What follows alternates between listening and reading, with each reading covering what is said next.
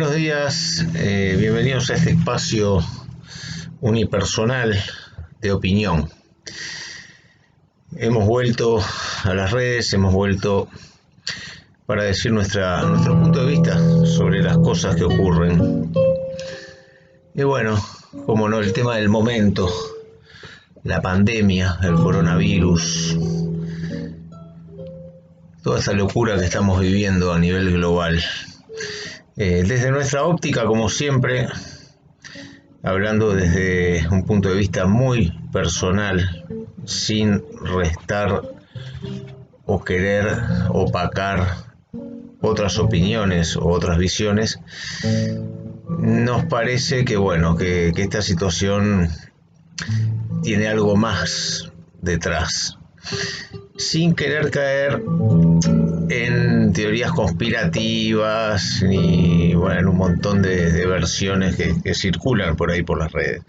Simplemente basándonos en la observación de los hechos históricos, cuando pasan cosas que uno no entiende muy bien y cuando hay grandes movimientos a nivel global, generalmente detrás de esto hay algunos personajes que moviendo los hilos para que ocurran otras cosas. Generalmente nos distraen con que miremos para algún otro lado para hacer algo en otras partes sin que estemos prestando atención a eso. No es la primera vez que harían algo así. O sea, esto es algo que es sistemático. Lo que cambia en esta oportunidad es el alcance global y el poder que han logrado tener con la comunicación. Siempre manipularon la información, los medios de información, pero ahora esto es una exposición mucho más grande de lo que se haya visto en la historia, que son las redes. A través de las redes sociales están logrando manipular a sociedades enteras, ¿no? Entonces hoy estamos atrapados en una espiral de miedo, de miles de personas auditando a otros miles, y haciendo de que si uno plantea una opinión diferente a lo que la mayoría está tomando como verdad, puede ser acusado casi que de criminal. Porque si yo ahora, por ejemplo, digo, yo no estoy de acuerdo con estas medidas que se están tomando, yo no estoy de acuerdo con el encierro, me parece que es una exageración debido a las consecuencias que estamos viendo. De hecho, acá en Uruguay hay 8 muertos y 500 infectados. Si por esa cantidad de muertos nosotros paramos todo el país, ¿cómo no lo hemos parado antes? Por otras cantidades de muertos mucho más grandes que ha habido por otro tipo de causas. Entonces ahí me dirían, no, pero vos estás loco porque fíjate lo que pasa en no sé dónde. O ¿qué pasa si mañana esto realmente se vuelve exponencial? Entonces quedaría como un delincuente que rompió las reglas impuestas por la sociedad misma, porque ni siquiera el gobierno está implantando una obligatoriedad de una cuarentena. Están sugiriendo que haya una cuarentena y que la gente se quede en la casa. Pero si yo, por ejemplo, sale un surfista a hacer surf y la gente lo castiga como si estuviese cometiendo un delito, y yo me pregunto, ¿qué puede afectar a un surfista haciendo surf? ¿A quién puede contagiar un tipo metido en el agua? Y no soy surfista y ni siquiera me caen bien los surfistas. Estoy hablando de cosas que veo que ocurren, que se cierran las playas.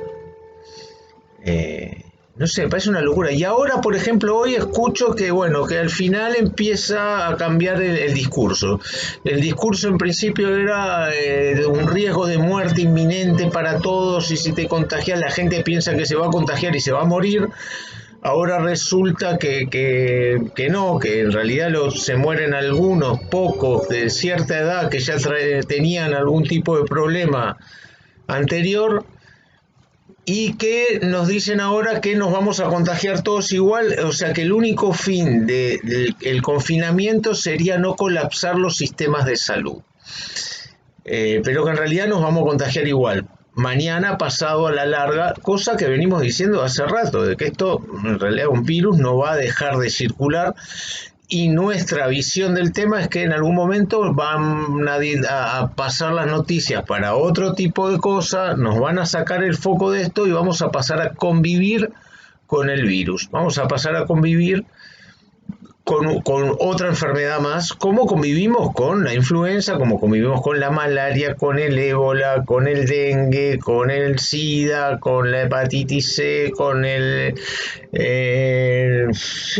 cáncer, con los accidentes de tráfico, con los muertos de hambre, que ayer estuve mirando y, por ejemplo, cada año mueren más de 1,5 millones de niños de hambre, y no paramos el mundo para darle de comer a esos niños, ¿eh? Para eso no lo paramos. Eso sí, ahora se murieron algunos viejos con guita, y ahí sí, paramos todo. Porque cuando nos toca el riesgo de vida a nosotros, a nuestro entorno, ahí sí se vuelve una cosa súper importante para nosotros. Pero cuando se está muriendo otros que vemos por televisión, no nos importa 3 carajos. Porque ese es el mundo que nos llevaron. Ese es el mundo que tenemos, el mundo de la desinformación, el mundo de que nos hicieron ver como normal la muerte. Todo el tiempo nos pasan películas de guerra, de tiros. No hay una película, que ni una serie ni nada, que no haya armas, tiros, sangre, muertos, como algo normal, cotidiano. Nos pasan las noticias en informativo y pasan guerras, cosas, bombardeos. Nos da igual cómo viven un sirio, por ejemplo. Un sirio que puede ser como vos y como yo, como cualquiera, que nació, que se crió en una familia, que estudió, que vivió bajo un régimen, como nosotros vivimos bajo un régimen, porque es como que acá, yo que sé, acá vivimos en un régimen de dictadura en un momento, y hubiesen venido a bombardearnos para liberarnos de la dictadura, y nos hubiesen destruido las casas, las ciudades, las familias, todo en nombre de la libertad. Y vos decís, bueno, pero yo qué tengo que ver, yo qué culpa tengo, si yo nací acá. ¿Entendés? Nací y me tocó vivir esta situación. Lo mismo le puede pasar a un panadero sirio que nació ahí y que es panadero, y lo único que hizo en su vida fue hacer el pan y llevar a su familia lo que puede. Ese tipo hoy le bombardearon la ciudad, no importa quién tiene razón, no importa cuál es la verdad, no importa, a mí no me importa. A ver, si Bashar el Assad es malo, si los del ISIS son malos, si los rusos son los culpables, si los yanquis son invasores, no importa. Lo que importa es que al tipo común le destruyeron la vida. ¿A quién le importa eso? ¿Estamos haciendo algo por eso? No, no hacemos nada. Lo miramos por televisión y lo comentamos, o ni siquiera lo comentamos, porque pasa, como una noticia más, va pasando. Hablo de los sirios como puedo hablar de cualquier cosa. Hablo de los niños que mueren en África de hambre. Si seguimos en este siglo tan evolucionado permitiendo que se mueran niños de hambre y no paramos nada, ¿cómo puede ser que de repente paremos el mundo por una gripe? Que ya tenemos gripe, ya tenemos la influenza que mata más gente de la que ha matado hasta ahora el coronavirus. Me dirán, no, es potencialmente más peligroso. Todo eso que me están diciendo ahora. Quiero ver dentro de un tiempo cómo cambian las noticias y cómo esto va a pasar a ser algo más. Y en el medio pararon el mundo y no sé qué van a conseguir con todo esto. Pero algo hay detrás de esto. Algún movimiento geopolítico seguramente hay. Alguna intencionalidad detrás de esto hay. ¿Cuándo nos vamos a enterar? Cuando ya no nos importe, obviamente. Porque así es como se manejan. Dentro de 4 o 5 años te sacan una serie de Netflix que te explica cómo fue que hicieron para manipular esto. Como hoy vemos un montón de series de Netflix que te dicen la verdad de las cosas, pero a nadie le importa. ¿Entendés? Vos mirás y te muestran una serie donde te explican cómo intervino la CIA en las dictaduras de América, o cómo en la guerra de Vietnam le mintieron a la gente, y yo qué sé, y un montón de cosas más. Miles de verdades que te van diciendo después, cuando ya no te importa. cuando ya lo ves como si fuera una película de ciencia ficción, porque al final parece todo ciencia ficción. Ese es el mundo que tenemos. A mí la verdad que no me gusta. A mí la verdad que me tiene, como diría Mafalda, pare en el mundo que me quiero bajar. Eso es lo que me dan ganas, de bajarme. Porque no comparto para nada. Y no lo puedo ni siquiera hablar, ni expresar, porque si lo digo, tengo problemas hasta en mi casa. Porque el miedo llega hasta todos los hogares. Te meten el miedo, entonces tu propia familia te está juzgando a ver si vos estás haciendo. Voy a ver a mi padrastro, por ejemplo, y me atiende desde la reja. Me atiende de afuera porque tiene miedo al contagio. O sea, hasta ese punto, o sea, no lo puedo entrar a saludar. Voy a ver a mi hermano a la casa la otra vez y me atiende desde afuera. ¿Por qué le metieron todo ese miedo en la cabeza? Como si todos estuviéramos contagiados y todos fuéramos un vector de contagio. Bueno, una locura total. Yo creo que esto va a pasar, yo creo que esto, lo que pienso es eso que dije antes, que va a empezar a quitársele foco a la información y van a empezar a hablar de otras cosas, obviamente. Van a empezar a hablar de cualquier otra noticia, va a pasar a ser más importante que esto va a pasar a ser un número en un costado y vamos a pasar a convivir con el famoso coronavirus. Hoy por hoy, lo único que les puedo decir, a mí me saturó el tema coronavirus, la palabra coronavirus me tiene harto. Es más, me veo hablando de esto, que en realidad es lo que menos quiero hablar. Así que bueno, la dejo por acá sin querer caer en teorías conspirativas, sin querer caer en ponerme en contra de nadie. Lo único que expreso es que para mí esto ha sido una exageración total. Sin sentido, nos ha perjudicado a todos, nos va a perjudicar económicamente y no creo que nadie venga a salvarnos el culo a nosotros de ninguna manera. Así como también no creo que el Estado sea el salvador de nada, porque eso también es una parte que la gente no entiende.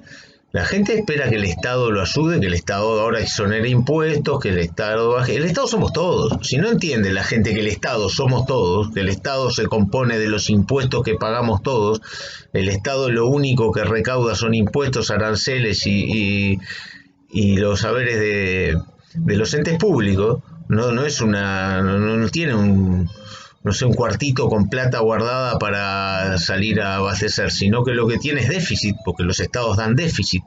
¿Se han escuchado hablar del déficit? El déficit es de que se gasta más de lo que se produce. Ahí hay déficit. Entonces, en un estado que hay déficit, no hay reservas, o si hay reservas, no sé en qué punto, porque hay reservas y después hay deudas contraídas. La cuestión es que el Estado somos todos, la plata es de todos, la plata es la que aportamos nosotros. Si ahora sale el Estado a contrarrestar todo esto con medidas donde tenga que poner dinero, el dinero lo vamos a terminar poniendo de alguna manera. ¿Cómo lo vamos a poner? O vamos a pagar más impuestos, o vamos a salir a pedir préstamos a entidades internacionales, como ya hemos hecho en el pasado, que después se van a quedar con nuestros recursos o nos van a maniatar de cierta manera con condiciones comerciales. Eso es lo que yo creo que va a pasar. Es más, yo eso creo que es el fin de todo esto. Endeudar a los países y que salga el FMI a poner la plata a los préstamos para dominar nuevamente una zona que no estaba dominando tanto. La dejo ahí, señores. Les agradezco mucho, les mando un saludo. Hoy es 14 de abril de 2020, desde Cabo Polonio. Gracias.